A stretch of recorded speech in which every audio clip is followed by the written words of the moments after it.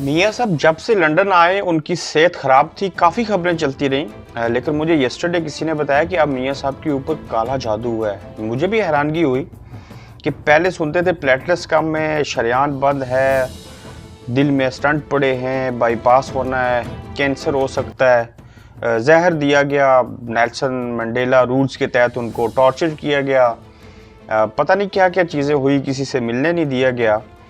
अब जब मैंने यस्टरडे थोड़ी सी तहकीक की और पता चला वाकई ये भी खबर आई है कि मियाँ साहब के ऊपर काला जादू किया गया, और काला जादू अगर है तो मेरे ख्याल से अब मियाँ साहब को कहीं यमन लेके जाना पड़ेगा, कहीं किसी बंगाली बाबा की ज़रूरत पड़ेगी, या बांग्लादेश की तरफ रुख करेंगे। ये बड़ी बेहुदा किस्म की मुझे बात लगी, वो इस वजह से कि चले मेडिकली टर्म्स और बाकी चीज़ें तो ठीक है, मैं भी मानता हूँ वो बीमार हैं, बीमार थे, अल्लाह करे आगे ना हो, लेकिन ये क्या मंतिक है कि अब उनके ऊपर काला जादू हो गया। वो भी जादू नहीं, काला जादू।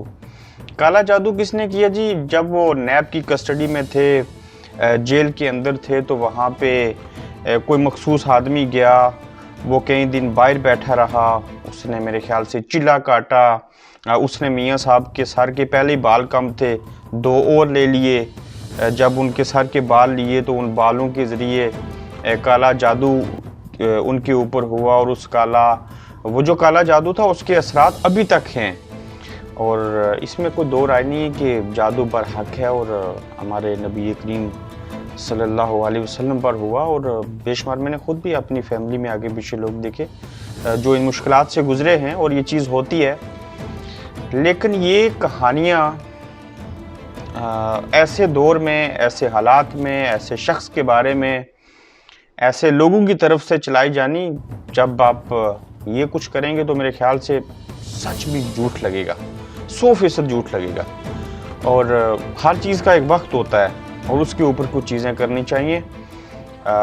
मैं नहीं मानता हूँ कि इस तरह की चीज़ों को सामने ला के किसी को इमोशनल किया जा सकता है, किसी की आप हमदर्दी हासिल कर सकते हैं। ऐसी चीज़ें नहीं होनी चाहिए।